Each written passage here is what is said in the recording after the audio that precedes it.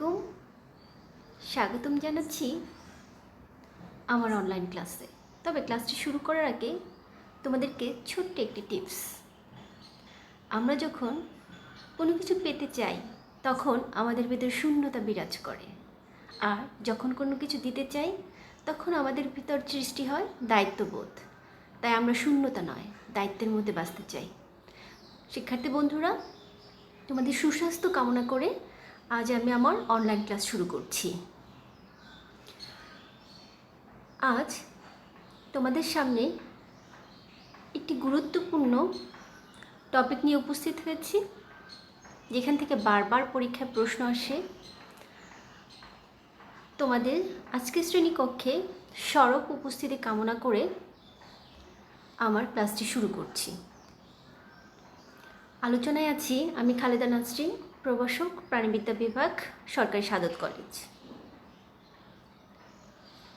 Honours প্রথম বর্ষের শিক্ষার্থী বন্ধুরা, আজ আমি অ্যানিমাল ডাইভার্সিটি 1 থেকে প্যারামেশিয়ামের কনজুগেশন অংশটি পড়াব।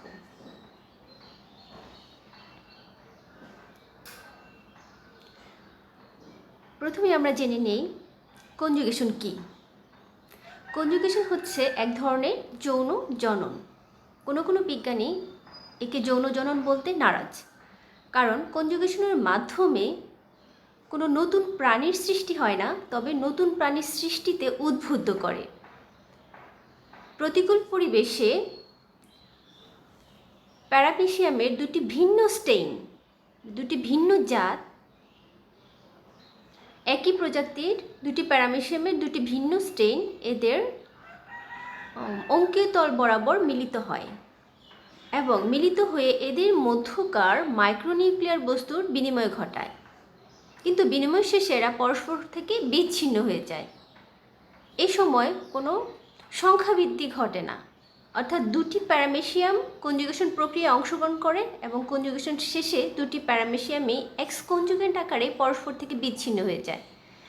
কিন্তু এদের ভিতরে নিউক্লিয়াসের অনেক ধরনের ওরিয়েন্টেশন ঘটে এবং নিউক্লিয়াসের বিনিময় ঘটে। তাই একে, যেহেতু গ্যামেটিক নিউক্লিয়াসের বিনিময় ঘটে, তাই একে জনন বলা যায়। বিনিময় শেষে পরস্পর থেকে বিচ্ছিন্ন হয়ে যাওয়ার পরই এরা দ্বিবিভাজন প্রক্রিয়ায় বংশবৃদ্ধি ঘটায়, তাই একে যৌন জনন বলা যায়।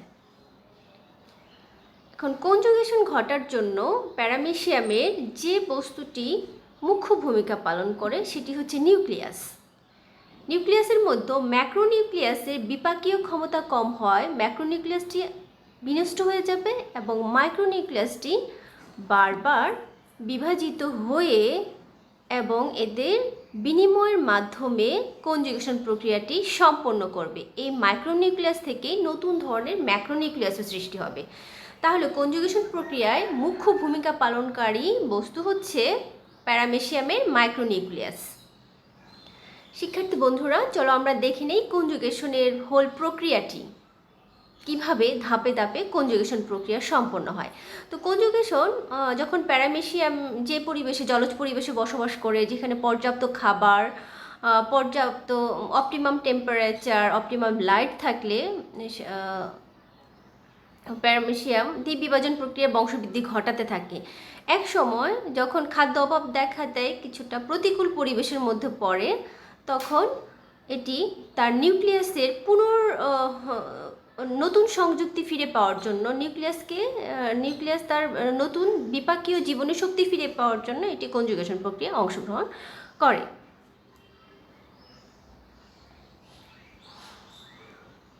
শিক্ষার্থী বন্ধুরা,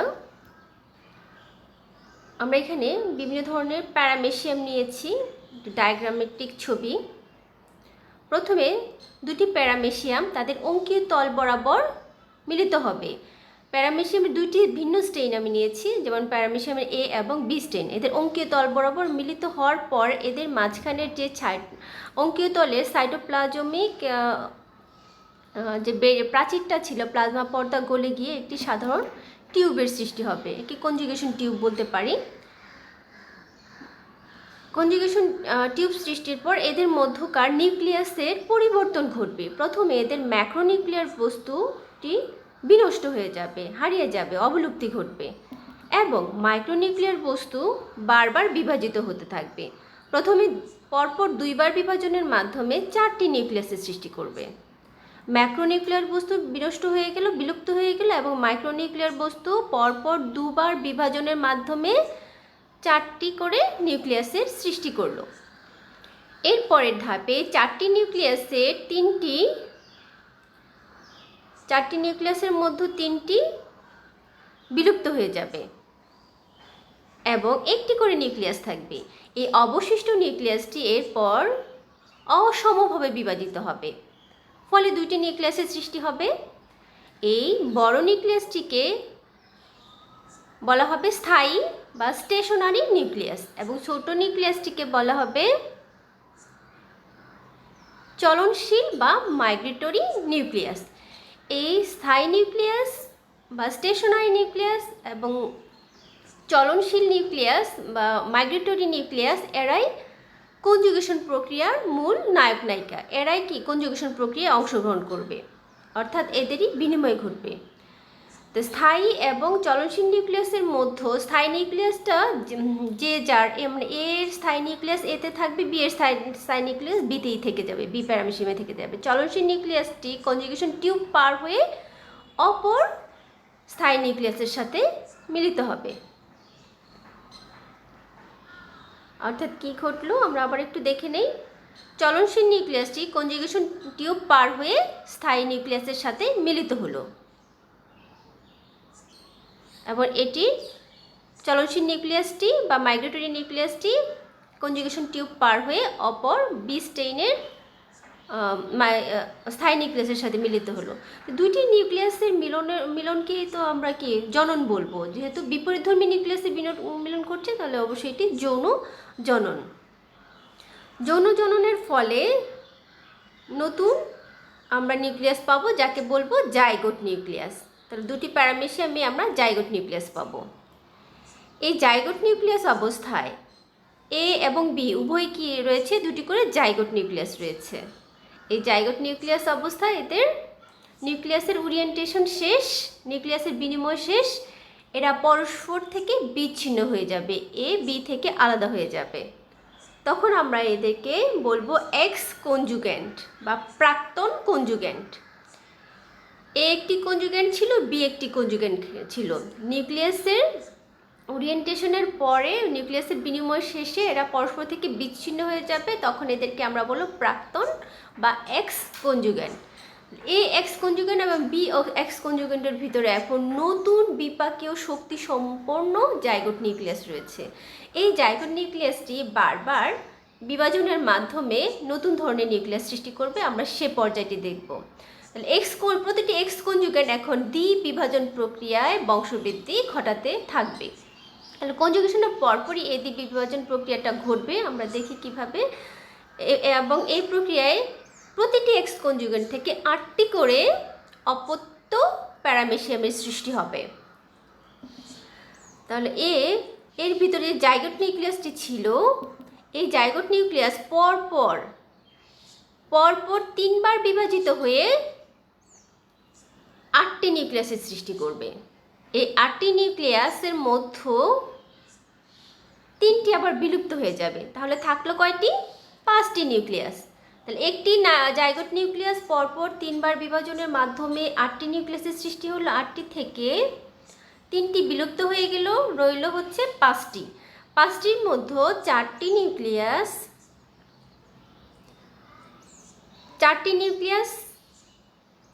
ম্যাক্রোনিউক্লিয়াস বা বড় আকৃতির নিউক্লিয়াসে পরিণত হবে এবং বাকি থাকবে একটি। এই একটি নিউক্লিয়াস মাইক্রোনিউক্লিয়াসের সৃষ্টি করবে। এই মাইক্রোনিউক্লিয়াসটি ডাম্বেল আকৃতি ধারণ করবে এবং বিভাজিত হবে। বিভাজিত হয়ে 2টি প্যারামেশিয়ামের সৃষ্টি করবে। এই 2টি প্যারামেশিয়ামের প্রতিটিতে 2টি করে ম্যাক্রোনিউক্লিয়াস থাকবে এবং একটি করে মাইক্রোনিউক্লিয়াস থাকবে। 2টি ম্যাক্রো এবং একটি মাইক্রোনিউক্লিয়াস। তাহলে যে 4টি ম্যাক্রোনিউক্লিয়াসের সৃষ্টি হয়েছিল, 4টি কি হলো? ডিস্ট্রিবিউটেড হলো, বণ্টিত হলো। 2টি অপত্য প্যারামেশিয়ামকে দুটি দুটি করে ভাগ করে দিয়ে দিল, আর ম্যাক্রোনিউক্লিয়াসটি একবার বিভাজিত হলো। বিভাজিত হওয়ার ফলে একটি অংশ চলে গেল একটি অপত্যতে, আরেকটি অংশ চলে যাবে আরেকটি অপত্যতে। তো এই অপত্য নিউক্লিয়াস অপত্য প্যারামেশিয়ামটি আবারও দ্বিবিভাজন প্রক্রিয়ায় বিভাজিত হবে এবং সৃষ্টি করবে 4টি অপত্য প্যারামেশিয়াম। এই 4টি অপত্য প্যারামেশিয়ামের প্রতিটিতে একটি করে ম্যাক্রোনিউক্লিয়াস থাকবে এবং একটি করে মাইক্রোনিউক্লিয়াস থাকবে। তাহলে মাইক্রোনিউক্লিয়ার বস্তুকে আবারও বিভাজিত হতে হয়েছে। মাইক্রোনিউক্লিয়ার বস্তু বিভাজিত হয়েছে এবং ম্যাক্রোনিউক্লিয়াস বস্তুটা বণ্টিত হয়েছে, কারণ এর আগের প্যারামেশিয়ামে 2টি করে ম্যাক্রোনিউক্লিয়াস ছিল। তাহলে প্রতিটি অপত্যকে একটি করে ম্যাক্রোনিউক্লিয়াস প্রদান করে এবং মাইক্রোনিউক্লিয়াসটি বিভাজিত হয়ে নতুন 4টি প্যারামেশিয়ামের সৃষ্টি করলো। এইরকম 4টি প্যারামেশিয়ামের প্রতিটিতে একটি করে ম্যাক্রোনিউক্লিয়াস এবং একটি করে মাইক্রোনিউক্লিয়াস উপস্থিত। তাহলে এ এক্স কনজুগেন্ট থেকে আমরা এভাবে 4টি অপত্য প্যারামেশিয়াম পাই এবং বি থেকে একইভাবে 4টি অপত্য প্যারামেশিয়াম পাওয়া যায়। তাহলে এভাবেই 2টি এক্স কনজুগেন্ট থেকে মোট 8টি অপত্য প্যারামেশিয়ামের সৃষ্টি হয়। তাহলে কনজুগেশন প্রক্রিয়ার শেষে 2টি কনজুগেন্টস থেকে কি তৈরি হচ্ছে? সর্বশেষে 8টি অপত্য প্যারামেশিয়াম। তাহলে কনজুগেশন আর মেইন টার্গেট ছিল নিউক্লিয়ার সংযুক্তির পরিবর্তন এবং নতুন ধরনের নিউক্লিয়াসের সৃষ্টি। কিন্তু এর প্রক্রিয়ার ফলে প্যারামেশিয়াম পুনর্জীবিত হয় এবং সাথে সাথে সেই দ্বিবিভাজন প্রক্রিয়ার মাধ্যমে 2টি কনজুগেন্ট থেকে সর্বশেষ ধাপ যদি চিন্তা করি 8টি প্যারামেশিয়ামের সৃষ্টি হয়, 8টি বাচ্চা বা অপত্য প্যারামেশিয়ামের সৃষ্টি হয়। তাহলে আমরা আবার একটু দেখি। তাহলে প্রথমে হচ্ছে 2টি প্যারামেশিয়াম, তাদের 2টি ভিন্ন স্টেইন, এ স্টেইন এবং বি স্টেইনের প্যারামেশিয়াম তাদের অঙ্কিত তল বরাবর মিলিত হলো। মিলিত হওয়ার পর এদের মাঝখানে কনজুগেশন টিউবের সৃষ্টি হলো এবং নিউক্লিয়ার বস্তুর নানা ধরনের পরিবর্তন হলো।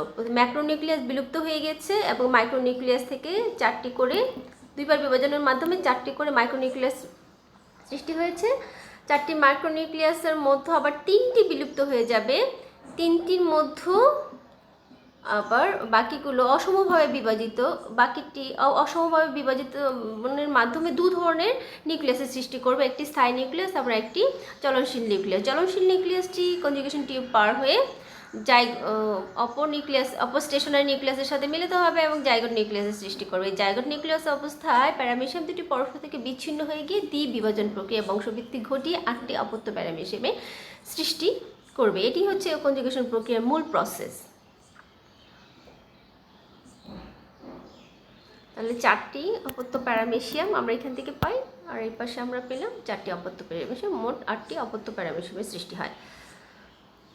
শিক্ষার্থী বন্ধু, কনজুগেশন ধারাবাহিক ঘটনাগুলো যদি আমি আবারও বলি তাহলে আমরা কীভাবে দেখতে পাই। দেখো, প্রথমে 2টি ভিন্ন স্টেইনের প্যারামেশিয়ামের মিলন হবে, মিলিত হয়ে অঙ্কিত তল বরাবর মিলিত হবে, যেদিকে তাদের গালেট বা মুখগহ্বর থাকে সেই বরাবর তারা মিলিত হবে এবং মিলিত হওয়ার পরে এদের মধ্যকার সাইটোপ্লাজমিক যে পর্দাটা গলে গিয়ে একটি কনজুগেশন টিউবের সৃষ্টি হবে এবং 2টি প্যারামেশিয়ামকে তখন আমরা কনজুগেন্ট বলবো এবং এই কনজুগেন্ট ধরনের মাইক্রোনিউক্লিয়ার বস্তুর বিলুপ্তি ঘটবে এবং ম্যাক্রোনিউক্লিয়ার বস্তুর বিলুপ্তি ঘটবে এবং মাইক্রোনিউক্লিয়ার বস্তুর বিভাজন করবে। পরপর কয়বার বিভাজিত হবে? 2বার বিভাজিত হবে। 2বার বিভাজিত হয়ে 4টি নিউক্লিয়াস সৃষ্টি করবে। 4টির মধ্যে 3টি বিলুপ্ত হয়ে যাবে এবং বাকি যে একটি মাইক্রোনিউক্লিয়াস থাকবে সেটি আবার অসমভাবে বিভাজিত হবে। অসম বিভাজনের ফলে 2 ধরনের নিউক্লিয়াসের সৃষ্টি হবে। একটি হবে স্টেশনারি বা স্থায়ী নিউক্লিয়াস বড়টি, এবং ছোটটিকে বলা হবে মাইগ্রেটরি বা চলনশীল নিউক্লিয়াস। এরপর চলনশীল নিউক্লিয়াসের বিনিময় ঘটবে। এ কনজুগেন্ট বি কনজুগেন্টকে চলনশীল নিউক্লিয়াসটি প্রদান করবে এবং বি কনজুগেন্ট এ কনজুগেন্টকে তার চলনশীল নিউক্লিয়াসটি প্রদান করবে এবং তৈরি হবে জাইগোট নিউক্লিয়াস। জাইগোট নিউক্লিয়াসের সৃষ্টি, জাইগোট নিউক্লিয়াস সহ 2টি কনজুগেন্ট পরস্পর থেকে বিচ্ছিন্ন হয়ে যাবে এবং সৃষ্টি হবে এক্স কনজুগেন্ট বা প্রাক্তন কনজুগেন্ট। প্রাক্তন কনজুগেন্টের মধ্যে নতুন ধরনের নিউক্লিয়াস রয়েছে, তাই এটি নতুন বিপাকীয় শক্তি পাবে এবং সেই শক্তির ফলে এরপরে সে দ্বিবিভাজন প্রক্রিয়া অংশগ্রহণ করবে। দ্বিবিভাজন প্রক্রিয়ায় এক্স কনজুগেন্টের জাইগোট নিউক্লিয়াসটি পরপর 3বার বিভাজিত হয়ে মোট 8টি নিউক্লিয়াসের সৃষ্টি করবে এবং 8টি নিউক্লিয়াসের মধ্যে 4টি ম্যাক্রোনিউক্লিয়াস বা বড় আকৃতির নিউক্লিয়াসে পরিণত হবে এবং বাকি 4টির মধ্যে 3টি বিলুপ্ত হয়ে যাবে এবং একটি হবে মাইক্রোনিউক্লিয়াস। সেই একটি মাইক্রোনিউক্লিয়াস প্রথমে একবার বিভাজিত হবে, ফলে সৃষ্টি করবে 2টি অপত্য প্যারামেশিয়াম। এরকম 2টি অপত্য প্যারামেশিয়ামের প্রতিটিতে 2টি করে ম্যাক্রোনিউক্লিয়াস থাকবে বা একটি করে মাইক্রোনিউক্লিয়াস থাকবে। এই প্যারামেশিয়ামটি অপত্য প্যারামেশিয়ামটি আবারও দ্বিবিভাজন প্রক্রিয়ায় 2টি প্যারামেশিয়ামের সৃষ্টি করবে এবং প্রত্যেকটিতে একটি করে ম্যাক্রোনিউক্লিয়াস থাকবে এবং মাইক্রোনিউক্লিয়ার বস্তু যেহেতু বিভাজিত হবে এবং প্রতিটি পাবে একটি করে মাইক্রোনিউক্লিয়াস। তাহলে ম্যাক্রোনিউক্লিয়াসগুলো বণ্টিত হচ্ছে এবং মাইক্রোনিউক্লিয়াস পরপর 2বার বিভাজিত হচ্ছে এই দ্বিবিভাজন প্রক্রিয়ায়। এবং সর্বশেষে আমরা এ এবং বি দুটি ভিন্ন স্ট্রেইনের কনজুগেন্ট থেকে আমরা পাবো মোট 8টি অপত্য প্যারামেশিয়াম। শিক্ষার্থী বন্ধুরা, তাহলে পরীক্ষায় আসলে আমাদের ছবিটা আঁকতে হবে, পাশাপাশি এই ধাপগুলো লিখতে হবে, এক্সপ্লেইন করতে হবে।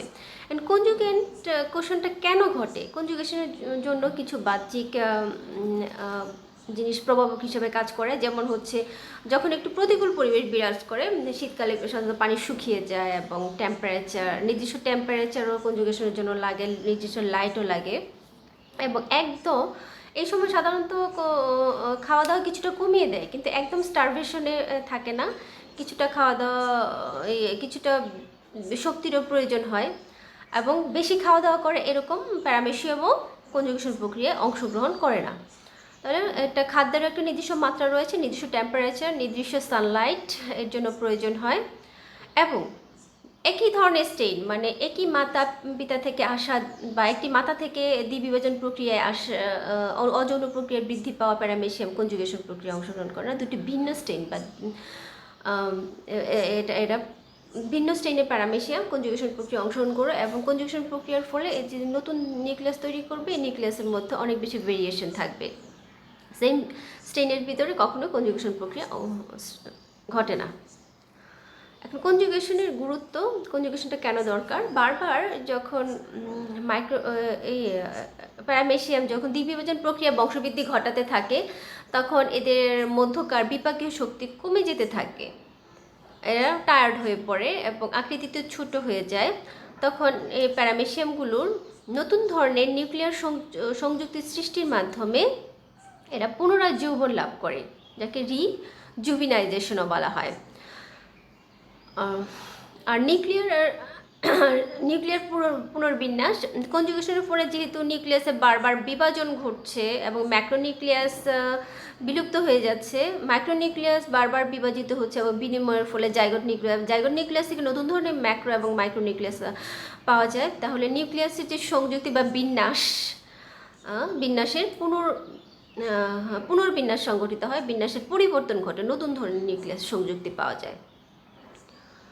3 নম্বর বংশীয় প্রকরণ। যেহেতু দুটি ভিন্ন স্টেইন কনজুগেশন প্রক্রিয়া অংশগ্রহণ করে তাহলে এদের মধ্যকার নিউক্লিয়াসের বিনিময় ঘটে, ফলে নতুন ধরনের নিউক্লিয়াস পাওয়া যায় যা নতুন ধরনের বৈশিষ্ট্য প্রদান করে এবং পরিবেশের সাথে অধিক পরিমাণ খাপ খাতে সাহায্য করে। শিক্ষার্থী বন্ধুরা, আমরা জেনে নিলাম কীভাবে কনজুগেশন ঘটে এবং কনজুগেশনের ধারাবাহিক প্রক্রিয়াগুলো। তোমরা কনজুগেশনের প্রক্রিয়াটি ভালোভাবে জানবে এবং পরীক্ষার খাতা ভালো মতো লিখতে পারবে। আর পাশাপাশি তোমরা স্বাস্থ্যবিধি মেনে ঘরে অবস্থান করো, বাইরে বের হওয়ার দরকার নেই এবং সময়টাকে তোমরা কাজে লাগাও। এই প্রত্যাশায় আমি আজকের মতো শেষ করছি। আল্লাহ হাফিজ।